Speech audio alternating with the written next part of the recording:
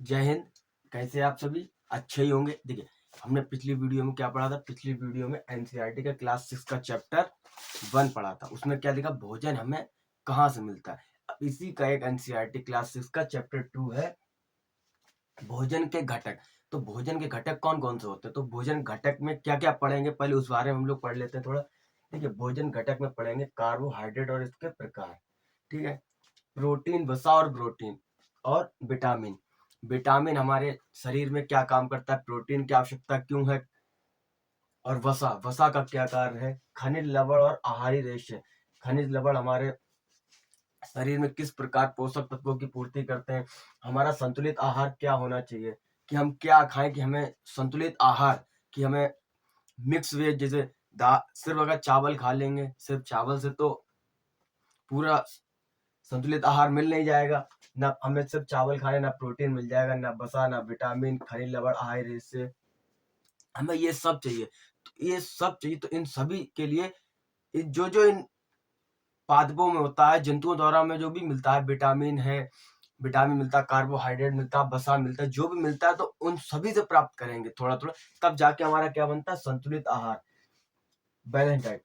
Carbohydrate, protein, वसा के लिए परीक्षण, इन सब के लिए क्या परीक्षण जरूरी है। और विटामिन, विटामिन की कमी हो जाने से कुछ कौन कौन से रोग हो जाते हैं, तो उस रोग के बारे में भी पढ़ेंगे।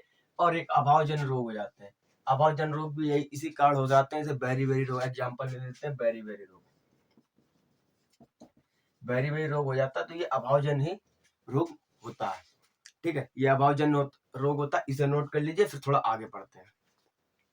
नोट कर लिया। विभिन्न प्रकार के खाद्य पदार्थों में क्या क्या भोजन प्राप्त होता है। अभी हम लोगों ने पढ़ा था कि हमें कार्बोहाइड्रेट कहाँ से प्राप्त होगा, विटामिन कहाँ से मिलेगा, वसा कहाँ से मिलेगा।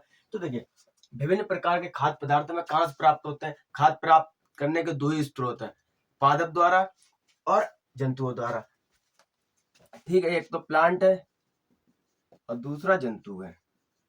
यही दो स्रोत हैं भोजन प्राप्त करने के, और तीसरा स्रोत हम लोगों के पास नहीं है। भोजन प्राप्त करने के सिर्फ दो ही स्रोत है, प्लांट और एनिमल। इन्हीं से हमें क्या मिलता है, इन्हीं से हमें पोषक तत्व मिलते हैं।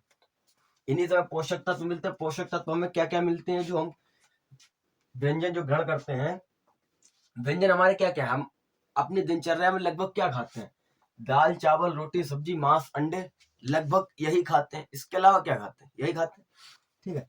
तो पोषक तत्व, पोषक तत्व हमें क्या क्या चाहिए होते हैं, हमारे स्वस्थ शरीर के लिए हमें क्या क्या चीजें चाहिए होती हैं। तो कार्बोहाइड्रेट चाहिए होता है, वसा चाहिए होता है। कार्बोहाइड्रेट और वसा का क्या काम, कार्बोहाइड्रेट और वसा का काम है, हमें ऊर्जा प्राप्त होती है।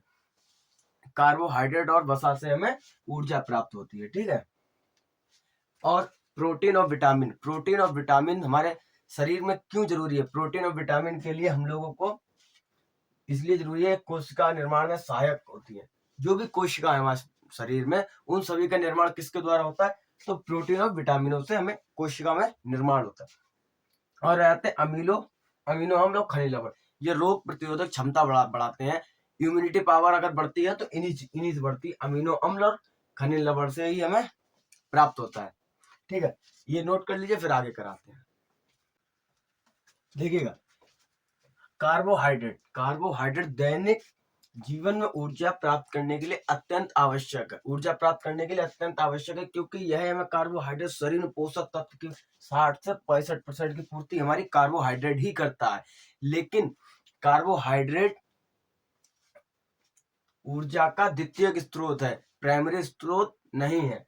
प्राइमरी स्रोत क्या है, प्राइमरी स्रोत वसा है। क्योंकि एग्जाम्पल देखेंगे, कार्बोहाइड्रेट में 1 ग्राम में 4.2 कैलोरीज होती हैं, और वसा में, फैट में होती है 9.2 कैलोरीज, ठीक है। अब इसके आगे हम लोग देखेंगे, देखिएगा कार्बोहाइड्रेट के प्रकार। कार्बोहाइड्रेट कितने प्रकार के होते हैं, तो कार्बोहाइड्रेट 3 प्रकार के होते हैं, ठीक है। शर्करा, मंड, सेलुलोज। शर्करा, मंड, सेलुलेट। शर्करा तो सुनने में ही लग रहा मीठा होगा। शर्करा मीठा होता है, घुलनशील होता है, जल्दी घुल जाता है, जैसे चीनी।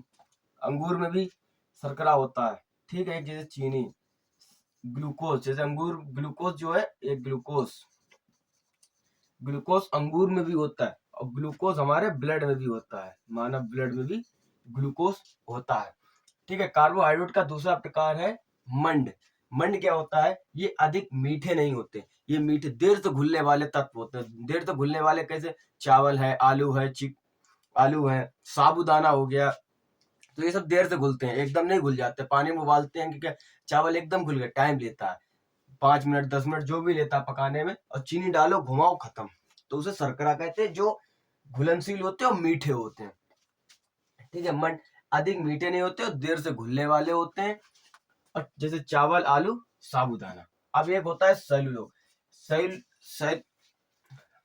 सेलुलोज ये हमारे काम का नहीं होता। सेलुलोज का मानव पाचन नहीं कर सकते, मानव इसका पाचन नहीं कर सकते। ये हमें कहाँ से पता प्राप्त होता है? तो ये हमें प्लांट से प्राप्त होता है। ठीक है।